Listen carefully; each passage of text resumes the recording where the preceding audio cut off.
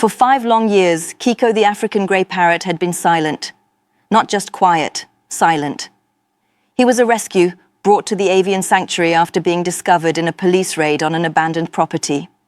He was healthy, but it was as if his voice had been locked away, the key thrown into a sea of trauma. The sanctuary's founder, Dr. Aris Thorne, a linguist by trade before dedicating his life to birds, had never seen a case like it.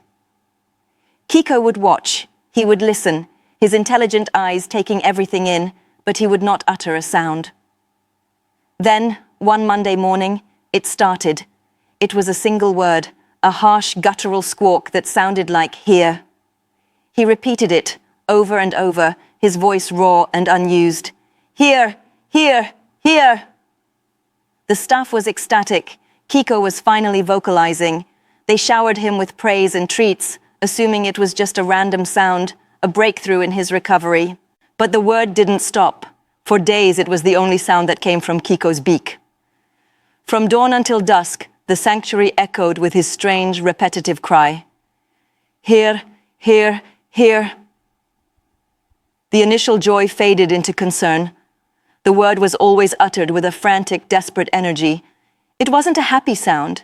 It was a plea. It was a warning. Aris spent hours by Kiko's enclosure, listening intently. He was a linguist, a man who understood the nuances of sound and meaning. This wasn't just mimicry. There was an intelligence behind it, an intent. "Here," Kiko would squawk, looking directly at Aris, his head cocked.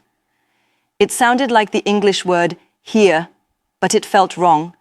It was sharper, more guttural. Aris recorded the sound and analyzed it on his computer, slowing it down, looking at the sound waves. He cross-referenced it with dialects, with languages both common and obscure. Nothing matched. His staff grew worried about him, seeing his obsessive focus. "Aris, it's just a bird," his assistant Lena said gently. "Maybe he just heard it somewhere. It doesn't mean anything." But Aris couldn't let it go. He knew this bird had seen something. The police report from the raid had been sparse. An empty house, signs of squatters, nothing more. But Kiko's silence, and now this one desperate word, told him there was more to the story. One evening, deep in his research, Aris had a sudden thought. African greys are native to Central Africa. What if the word wasn't English at all? He started searching for phonetic matches in Dutch and Afrikaans, languages with historical roots in that region. He typed the phonetic sound "here" into a Dutch translator. The word appeared on the screen, "here." It meant Lord or Mr. That didn't fit. Then he tried a slight variation, thinking of the bird's squawk. "Here." The translation popped up. "Here." Still no help. Frustrated, he was about to close his laptop when he noticed a small, almost invisible detail in Kiko's squawk. There was a faint clicking sound at the beginning. It was a sound he couldn't replicate with his own voice. A glottal stop? A regional accent? On a hunch, he searched for Dutch dialects with glottal clicks. The search led him down a rabbit hole of obscure linguistic forums until he found it. A small, almost forgotten dialect spoken in a rural part of the Netherlands. In that dialect, the word wasn't higher. It was kahaya. And it didn't just mean here. It was a command. It meant, "Look here." But it was the next word that made his blood run cold. He typed in another phonetic possibility, trying to imagine how a bird would pronounce it. He typed kelder.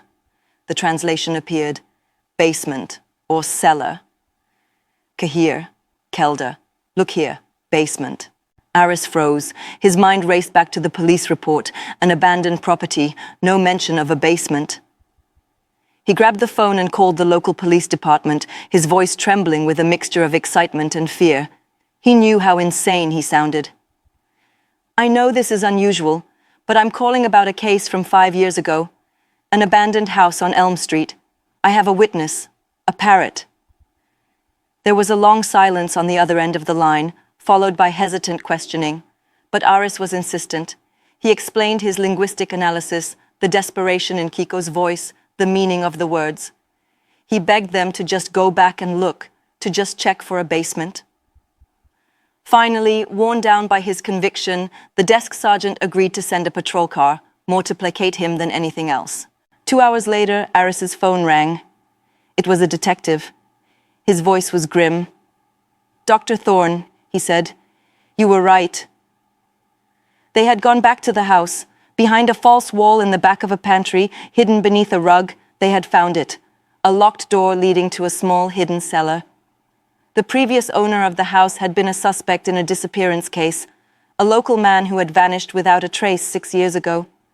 They had never had enough evidence to search the property thoroughly after he'd abandoned it. Now, with Kiko's testimony, they had a reason. The cellar had been his prison, and inside they found evidence that closed the case for good.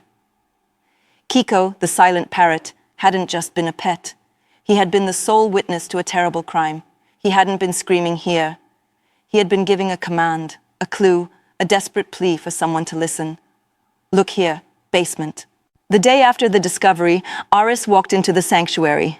It was quiet. Kiko was perched on his swing, preening his feathers. As Aris approached, the parrot looked at him, and for the first time in 5 years, he spoke a new word, a soft, clear coo that sounded unmistakably like Aris. The desperate screaming was gone. His job was done. He had finally been heard.